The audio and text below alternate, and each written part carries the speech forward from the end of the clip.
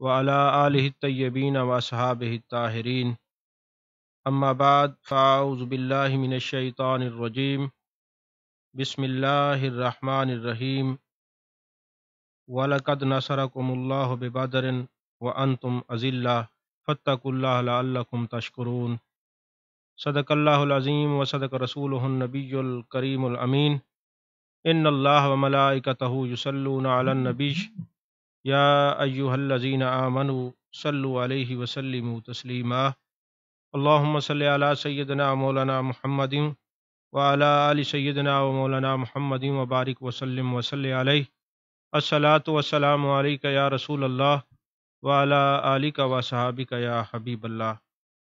تمام تعریفیں اللہ تبارک و تعالیٰ کے لیے ہیں جو خالق کائنات بھی ہے، مالک شجیہات بھی، جو احد بھی ہے، صمد بھی ہے، جس کی شان لم یلد بھی ہے ولم یولد بھی۔ لا تعداد دیہ درود و سلام بارگاہ سید الانام، شفیع رحمت، والی امت، شاہ خوباں، جان جانا، شہنشاہ حسینہ، سید سروراں، سیاہ لا مکاں، تتمہ دوراں، سرخیل زہرہ جمالاں، رازدان ماؤہا، شاہد ما طغا، صاحب علم نشرہ، معصوم آمنہ، احمد مجتبیٰ حضرت محمد مصطفیٰ صلی اللہ علیہ وآلہ وصحبہ وبارک وسلم کی دربار ناز میں اپنی عقیدتوں، ارادتوں، محبتوں کا خراج پیش کرنے کے بعد آج کا ہمارا یہ پروگرام جنگ بدر کے حوالے سے ہے اور شہدائے بدر کی بارگاہ میں ہدیہ تبریک پیش کرنے کا یہ پروگرام ہے۔ اللہ تبارک و تعالیٰ سے دعا ہے کہ جتنے شہدائے اسلام ہیں اللہ ان کے درجات بلند فرمائے اور ان کے طفیل میں امت مسلمہ کی خیر فرمائے اور محبوب علیہ الصلوۃ والسلام کے غلاموں پر اللہ رحم فرمائے اور سب کی بخشش و مغفرت فرمائے۔ اللہ تبارک و تعالیٰ نے قرآن مجید میں ارشاد فرمایا کہ تحقیق ہم نے تمہاری مدد کی حالانکہ تم کمزور تھے۔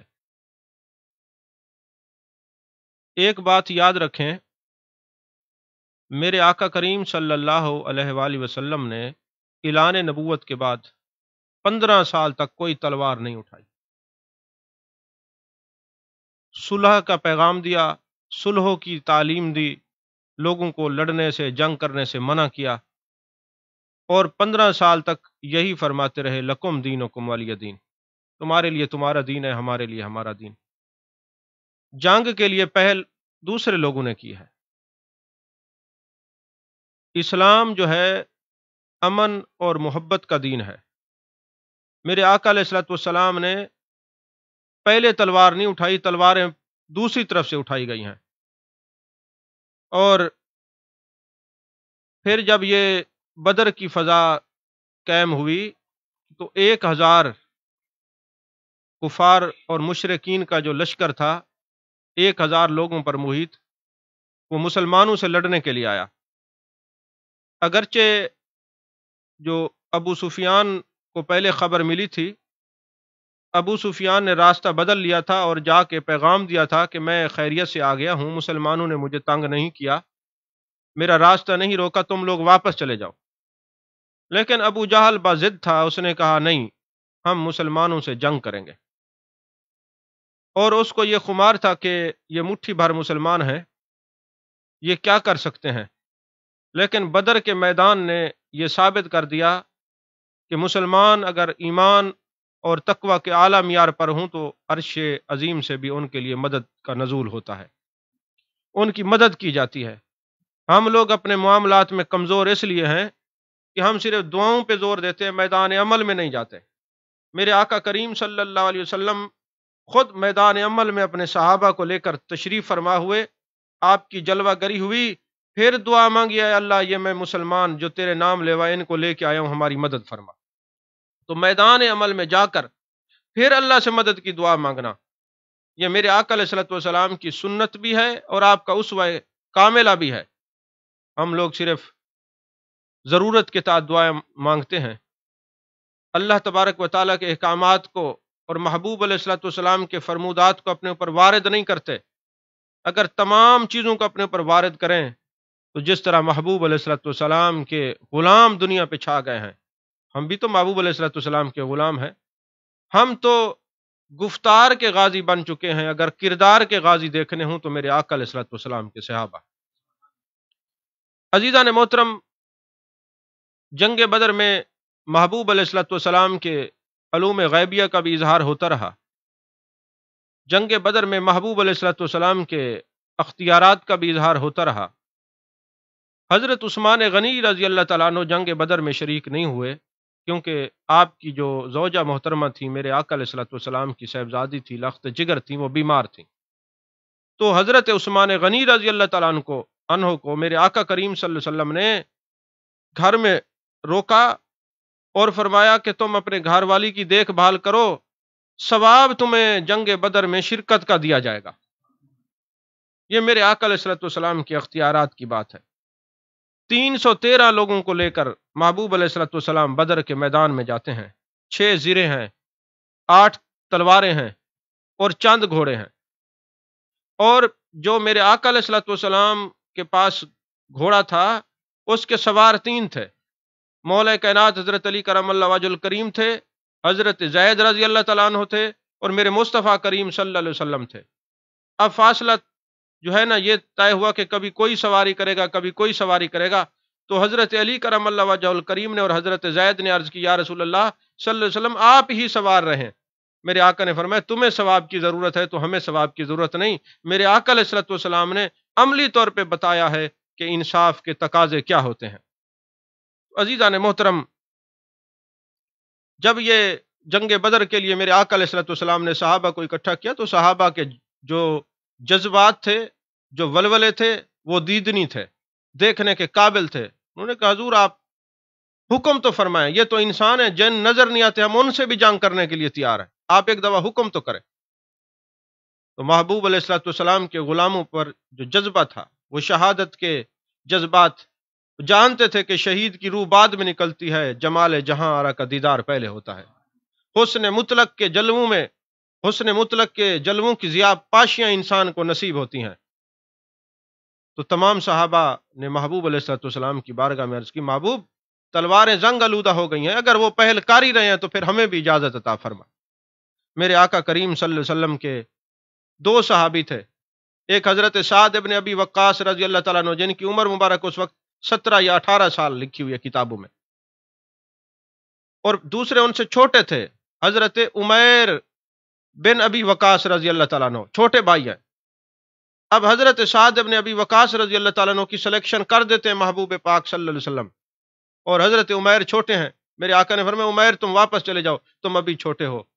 تو حضرت عمیر نے عرض کی، جان کائنات صلی اللہ علیہ وسلم، یہ سعد عمر میں بڑا ہے لیکن اتنا طاقتور نہیں ہے، یہ مجھ سے کمزور ہے. اور جب سلیکشن ہو رہی تھی تو انگلیوں کے بل ایڑیاں اٹھا کر حضرت عمیر اپنے قد کو بڑا ثابت کر رہے تھے، کیونکہ وہ جانتے تھے کہ محبوب علیہ الصلوۃ والسلام کے سامنے جس کا قد بڑا ہوگا، کائنات میں اسی کا قد بڑا نظر آئے گا. تو حضرت عمیر عرض کرتے، یا رسول اللہ صلی اللہ علیہ وسلم، یہ میرا بھائی میدان میں اتنا طاقتور نہیں ہے، مہربانی کریں، میں بڑا طاقتور ہوں، اگر آپ کو یقین نہیں آتا تو ہم دونوں بھائیوں کی کشتی کروا لیں. تو میرے آقا علیہ الصلوۃ والسلام نے کشتی کی اجازت دے دی. تو حضرت عمیر اپنے بھائی حضرت سعد ابن ابی وقاص رضی اللہ تعالیٰ عنہ کے کان میں کہتے ہیں، بھائی محبوب جب ایک دفعہ کسی کو سلیکٹ کر لیتے ہیں نا، پھر اس کو ریجیکٹ نہیں فرماتے. جب کسی کی آپ پسند فرما لیتے ہیں نا، تو پھر ناپسندیدگی کا اظہار نہیں فرماتے. تو لہٰذا آپ کو تو محبوب علیہ الصلوۃ والسلام نے چن لیا ہے، لہٰذا آج ایسا کریں، آپ گر جائیں، میں آپ کے اوپر بیٹھ جاؤں گا، تو مجھے محبوب علیہ الصلوۃ والسلام قبول فرمائیں گے، اور میرے اندر جذبہ شہادت ہے. پھر چشم فلک نے دیکھا، آسمان کے تاروں نے اپنی نگاہوں سے دیکھا، زمین آسمان کے ستاروں نے دیکھا کہ وہ حضرت عمیر بن ابی وقاص رضی اللہ تعالیٰ عنہ میدان جنگ میں گئے اور ایسے طاقت سے لڑے کہ جام شہادت آپ نے نوش فرمایا ہے. یہ حضرت سعد ابن ابی وقاص رضی اللہ تعالیٰ عنہ کے بھائی ہیں سگے. اور میرے آقا علیہ الصلوۃ والسلام جب وہاں پہ تشریف لائے بدر کے میدان میں، اب سب سے جو مشکل مرحلہ تھا وہ یہ تھا کہ محبوب علیہ الصلوۃ والسلام کی حفاظت کی جائے، کیونکہ یہ کفار اور مشرک محبوب علیہ الصلوۃ والسلام سے دشمنی رکھتے ہیں. پھر ایک چھپر عریش بنا دیا گیا، محبوب وہاں جلوہ گر ہوئے۔ اب سب سے پہلے اس بات کی ضرورت تھی کہ محبوب علیہ الصلوۃ والسلام کی پاس کون ہوگا، کون پہرا دے گا؟ تو حضرت صدیق اکبر رضی اللہ تعالیٰ عنہ تلوار لے کے کھڑے ہو گئے، فرمایا میں اپنے جانے جانا پر پہرا دوں گا، میں اپنے محبوب علیہ الصلوۃ والسلام کی حفاظت کروں گا۔ وہ صدیق اکبر رضی اللہ تعالیٰ عنہ حفاظت پر مامور ہیں، فرماتے ہیں میرے آقا علیہ الصلوۃ والسلام ساری رات روتے رہے اور دعا کرتے رہے، میرے مالک تو مدد کر، میرے مالک تو مدد کر، یہ مٹھی بھر مسلمان تیرے نام لیوا، میں ان کو میدان جنگ میں لے کے آ گیا ہوں، مہربانی کر۔ تو علامہ ہزاروی رحمۃ اللہ علیہ گولڈا شریف کے خطیب تھے، وہ فرما رہے تھے اللہ نے جو ہے نا 5000 فرشتے بھیجے، اب وہاں تو 1000 تھا، کافر اور مشرک جو 1000 تھے نا، 5000 فرشتے، تو ایک ایک پر 5 آتے ہیں، تو ان کا ویسے ہی کچومر نکل جاتا، بچتے ہی نہ۔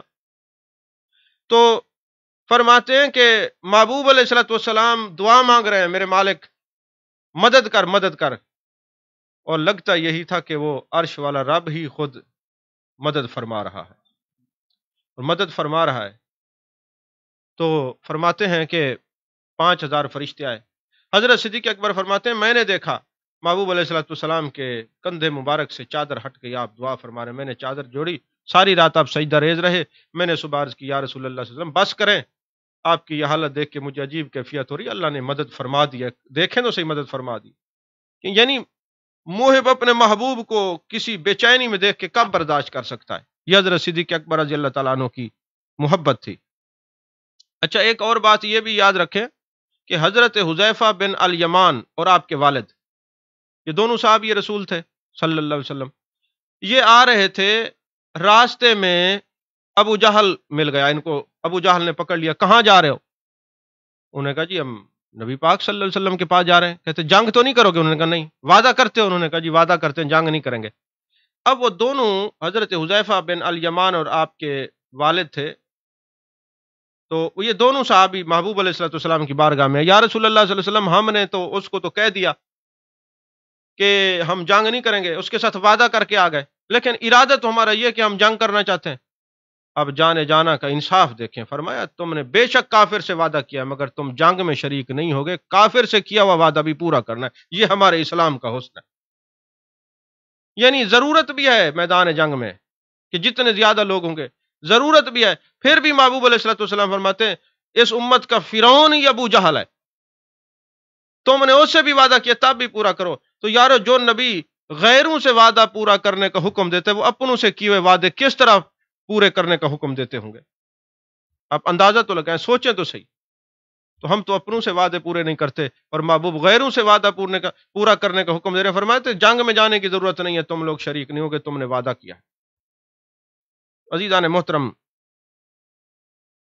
چشم فلک نے یہ بھی دیکھا کہ حضرت معاذ اور حضرت معوذ رضی اللہ تعالیٰ عنہما بچے ہیں چھوٹے چھوٹے، حضرت عبد الرحمن بن عوف کہتے ہیں میں نے دیکھا دائیں بائیں چھوٹے چھوٹے بچے کھڑے ہیں، میں نے دل میں خیال آیا چھوٹے سے بچے ہیں، یہ کیا جنگ کریں گے؟ تو مجھے پوچھتے ہیں چچا ابو جہل کو تم نے دیکھا ہے؟ میں نے کہا ہاں۔ کہتے ہمیں تو دکھاؤ۔ میں نے پوچھا کس لیے؟ کہتے سنا ہے وہ محبوب علیہ الصلوۃ والسلام کی شان میں گستاخی کرتا ہے، ہم اس کے ٹکڑے ٹکڑے کر دیں گے۔ میں نے کہا وہ سامنے جو پھر رہا ہے نا، یہ سامنے جو فرعون ہے یہ ہے۔ تو بس ابھی میں نے بتایا تھا، میں بتا ہی رہا تھا، بچے غائب ہو گئے اور جا کے وہاں پہ جھپٹ پڑے۔ اور حضرت عبداللہ بن مسعود کہتے ہیں کہ جب وہ تڑپنے لگا ابو جہل تو میں اس کی گردن کاٹنے لگا، تو مجھے کہتا ہے جی یہ نیچے سے کاٹنا تاکہ جب میرے سر پڑا ہو تو سردار کا سر سب سے اونچا نظر ہے، یعنی جو ہے وہ رسی جل گئی مگر بال نہیں نکلا۔ وہ ابو جہل جس کے کان ناک میں رسی باندھ کے حضرت عبداللہ بن مسعود نے اس کو گھسیٹا ہے۔ تو دوستو ابو جہل کو وہ مارنے کے بعد حضرت معاذ اور حضرت معوذ آتے ہیں، یا رسول اللہ، وہ کہتے ہیں میں نے مارا ہے، وہ کہتے ہیں میں نے مارا ہے۔ محبوب علیہ الصلوۃ والسلام نے فرمایا تم تلواریں دکھاؤ، جس کی تلوار خون آلودہ ہوگی اس نے مارا۔ دیکھا تو دونوں کی تلواریں برابر خون آلودہ تھی۔ میرے آقا مسکرائے، فرمایا دونوں نے مل کے مارا ہے۔ وہ محبوب علیہ الصلوۃ والسلام کے ننھے منھے صحابی، ایک کی جو تلوار بازو پہ تلوار لگی ہے، بازو لٹکنے لگ گئے، تو انہوں نے پاؤں کے نیچے رکھ کے اس کو علیحدہ کر دیا کہ جو چیز در مصطفیٰ کی خدمت کے لیے رکاوٹ بنے اس کو ہٹا دینا چاہیے۔ یہ میدان جنگ کے اندر یہ منظر تھا محبوب علیہ الصلوۃ والسلام سے وفا کا، کی محمد سے وفا تو نے تو ہم تیرے ہیں، یہ جہاں چیز ہے کیا لوح و قلم تیرے ہے۔ عزیزان محترم، جنگ ہو گئی۔ اب میرے آقا علیہ الصلوۃ والسلام کی علوم غیبیہ کو دیکھیں، جو پکی زمین تھی اس پر وہ لوگ قابض ہو کے بیٹھ گئے، اور میرے آقا علیہ الصلوۃ والسلام نے ویسی جگہ ڈیرا لگایا جہاں ریت تھی۔ اب وہ کہتے ہیں یہ جنگ کرنے آ گئے ہیں، ابو جہل نے کہا ان کو اٹھا کے سب کو لے جاتے ہیں، وہاں جا کے معاذ اللہ مکے میں سب کو شہید کریں گے۔ لیکن محبوب علیہ الصلوۃ والسلام کی نگاہ ناز دیکھ رہی تھی۔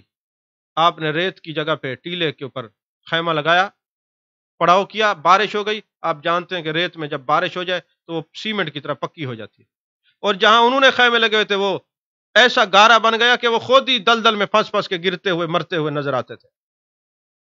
اور اتنی بارش ہوئی، زمین نے بھی دعا کی ہوگی کہ محبوب بھی جلوہ گر ہے، محبوب کے صحابہ بھی۔ پھر میرے آقا نے فرمایا حوض بنا لو، جانوروں نے پانی پیا، غسل کے لیے وضو کے لیے پانی اکٹھا ہو گیا۔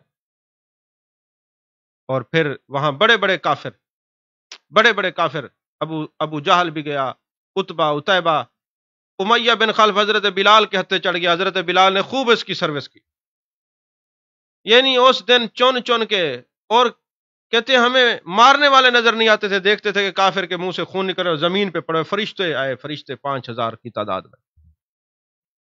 اور پھر کیا ہوا، ایک قباس بن اشیم آیا ہوا تھا مکے سے لڑنے کے لیے۔ جب اس نے پہلے دیکھا نا مسلمان تھوڑے ہیں تو کہتے یہ تو مٹھی بھر ہے، یہ لڑنے کے لیے آ گئے ہیں اور پتہ کچھ نہیں۔ لیکن جب لوگ بھاگے نا، 70 ان کے مارے گئے اور 70 جو ہے قید ہو گئے، باقی بھاگ گئے۔ بڑے بڑے مر گئے، 70 قید ہو گئے، باقی بھاگ گئے۔ جب وہ بھاگے نا تو قباس بن اشیم بھاگنے والوں میں ایک تھا۔ اس کو امام واقدی نے اپنی مغازی کے اندر لکھا ہے اس واقعے کو۔ تو قباس بن اشیم جب بھاگنے لگا نا تو کہتا ہے کہ اے قریشیو، تم تو مکے کی عورتوں سے بھی گئے گزرے نکلے، تم اتنے کمزور ہو، 313 کے مقابلے میں بھاگ پڑے۔ کہتے بھاگ بھی رہا ہوں، بھاگنے والوں میں بھی آگے آگے، اور دل میں کہا، کسی اور کے سامنے نہیں۔ وقت گزرتا گیا، جب مکہ فتح ہوتا ہے نا، قباس بن اشیم جانے کائنات صلی اللہ علیہ وسلم کے سامنے آتے ہیں۔ میرے آقا نے فرمایا قباس بتا، جب بھاگ رہا تھا تو کیا کہہ رہا تھا؟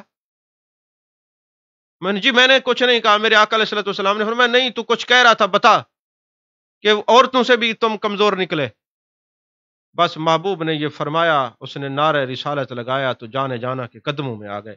یا رسول اللہ صلی اللہ علیہ وسلم، جو نبی غیروں کی اور دشمنوں کی دل کی کیفیت سے واقف ہے، وہ اپنے دوستوں کی دل کی کیفیت سے کتنا واقف ہوں گے۔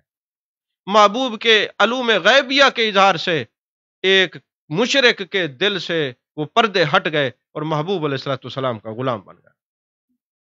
میرے آقا علیہ الصلوۃ والسلام نے نشان لگائے، کل یہاں فلاں مرے گا، فلاں مرے گا، فلاں مرے گا، اور جس جگہ محبوب نے نشان لگائے تھے وہیں مرا۔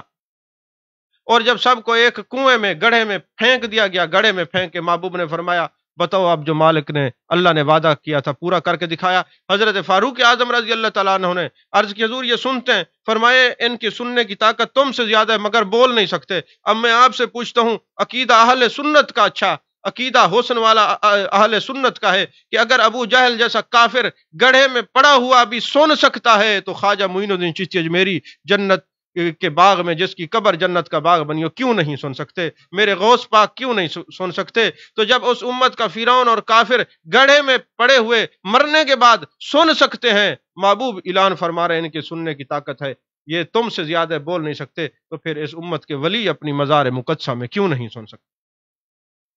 عزیزان محترم، اب کچھ لوگ مر گئے، 70 مر گئے، 70 قیدی ہو گئے۔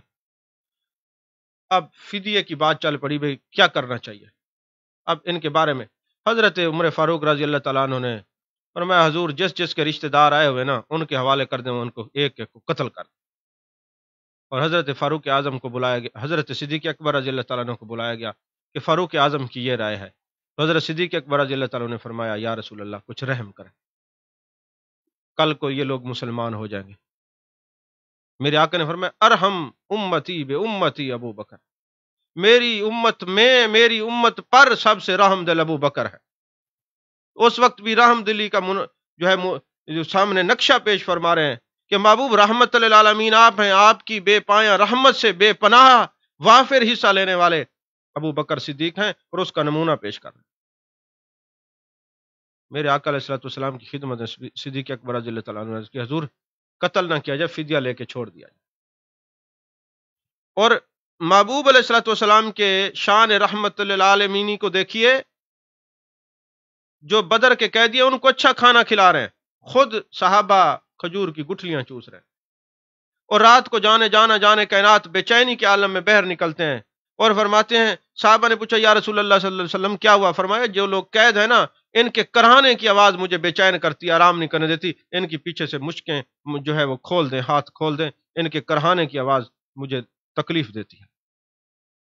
تو جو دشمنوں کی تکلیف کو محبوب گوارا نہیں کرتے تو اپنے دوستوں کی تکلیف کو کیسے گوارا کریں؟ یہ شان رحمت للعالمین کو پڑھنے کا محبوب کی ذات کا ایک باب ہے۔ پھر میرے آقا کریم صلی اللہ علیہ وسلم نے فدیہ لے کے چھوڑنے کا پروگرام بنایا تو حضرت عباس جب گھر سے چلے تھے حضور کے چچا، تو اپنی گھر والی ام الفضل کو نا سونے کی ایک اینٹ دے کے آئے کہ اس کو چھپا کے رکھ دینا، اگر میں چلا گیا تو یہ کرنا، اگر بچ گیا تو واپس آ کے لے لوں گا۔ تو میرے آقا علیہ الصلوۃ والسلام نے فرمایا کہ میرے چچا عباس فدیہ دو اور چلے جاؤ۔ عرض کرنے لگے اے محمد صلی اللہ علیہ وسلم آپ کا چچا غریب ہے، کچھ ہے نہیں۔ میرے آقا مسکرائے، فرمایا وہ جو سونا میری چچی ام الفضل کو دے کے آئے ہو اور فلاں جگہ رکھا ہوا ہے۔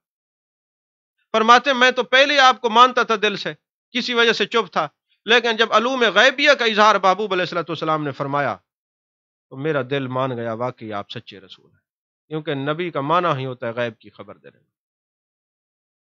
اللہ تعالیٰ شہدائے بدر کے درجے بلند فرمائے، وہ تو درجے اعلیٰ درجے پہ ہیں، دن بدن ان کے درجے بلند ہو رہے ہیں، ان کے تو نام لے کر خدا راضی ہو جاتا ہے، ان کا نام کا وسیلہ پیش کرو تو ان کا نام گھروں میں لیا جائے تو مصیبتیں نہیں آتی۔ اور آخری بات عرض کر کے گفتگو ختم کر رہا ہوں، جب یہ جنگ ختم ہوئی نا، مسند ابو یعلا میں یہ حدیث پاک ہے، حوالہ بھی دے رہا ہوں، دو چار خطابات کے اندر میں نے یہ حوالہ نہیں دیا تو کئی دوستوں کے فون آئے، پھر مسند ابو یعلا کی حدیث پاک ہے، جب جنگ بدر ختم ہو گئی میرے آقا علیہ الصلوۃ والسلام نماز پڑھ رہے ہیں، مسکرا رہے ہیں، تو صحابہ نے پوچھا یا رسول اللہ صلی اللہ علیہ وسلم آپ نماز میں مسکرا رہے ہیں، نماز پڑھاتے ہوئے مسکرا رہے ہیں؟ اس سے یہ بھی معلوم ہوتا ہے کہ چہرہ مصطفیٰ کو نماز میں بھی صحابہ تکتے رہتے تھے، ورنہ امام کھڑا ہو اور مسکرا رہا ہو تو مقتدیوں کو کیا پتا مسکرا رہے ہیں کہ نہیں۔ بہرحال چونکہ یہ موضوع نہیں ہے، یہ کبھی تصور شیخ اور جانے جانا کی زیارت پر باب کوئی گفتگو ہوگی تو پھر اس پر انشاءاللہ دلائل دیں گے۔ تو محبوب کے علوم غیبیہ کی بات ہو رہی ہے، یا رسول اللہ صلی اللہ علیہ وسلم آپ کیوں مسکرائے؟ میرے آقا علیہ الصلوۃ والسلام نے فرمایا ابھی جبریل امی جو صحابہ جو فرشتوں کا سردار بن کے آیا ہے، چیف آف آرمی سٹاف بن کے آیا ہے، وہ دوبارہ فرشتوں کو لے کے جب خدا کی بارگاہ میں گیا ہے تو اللہ نے فرمایا میرے یار سے اجازت لے کے آئے ہو کہ ایسے ہی آ گئے واپس؟ جاؤ محبوب علیہ الصلوۃ والسلام کی بارگاہ سے اجازت لے کے واپس آؤ۔ اس کا سوال اور محبوب علیہ الصلوۃ والسلام فرماتے ہیں جبریل امی کا جواب سن کے مسکرا رہا ہوں۔ محبوب فرماتے ہیں اب دیکھیں کھڑے نماز میں اور مقام احسان پر فیض ہیں کہ رب کا کلام بھی سن رہے ہیں، فرشتوں کا جواب بھی سن رہے ہیں، پھر فرشتے آتے ہیں آپ سے اجازت لے کے پھر دوبارہ عرش پر جاتے ہیں۔ اللہ تبارک و تعالی ہم سب کو محبوب علیہ الصلوۃ والسلام کے سچے پکے صحابہ سے محبت کرنے کی توفیق عطا فرمائے، اہل بیت سے محبت کرنے کی توفیق عطا فرمائے، اور یہ دنوں کو یاد رکھنا یہ صحابہ کی سنت ہے۔ حضرت صدیق اکبر نے یہ قانون بنایا تھا کہ اب جو بدر میں لوگ شریک ہوئے ہیں وہ متبرک لوگ ہیں، ان کی زیارت کی جائے گی، وہ کسی جنگ میں شریک نہیں ہوں گے، لیکن جب جنگ یمامہ ہوئی تو فرمایا اگر محبوب ہیں، آپ کی شان قائم ہے، عزت قائم ہے تو ہماری عزت قائم ہے، ہماری اپنی کوئی عزت نہیں، ہماری عزت محبوب کے قدمین پہ نثار ہے، اس لیے آپ نے ان کو متبرک کہا کہ لوگ یاد رکھیں۔ تو چونکہ غزوہ بدر کو یاد رکھنا چاہیے، تمام غزوات کو یاد رکھنا چاہیے، جتنے اللہ کے محبوب کے ایام ہیں، اللہ کے ایام ہیں، ان کو یاد رکھنا چاہیے، اللہ کا فرمان بھی یہی ہے اور ان دنوں کی شان بھی یہی ہے کہ ان کو یاد رکھا جائے۔ اللہ ہماری معروضات کو قبول فرمائے، وآخر دعوانا ان الحمد للہ رب العالمین۔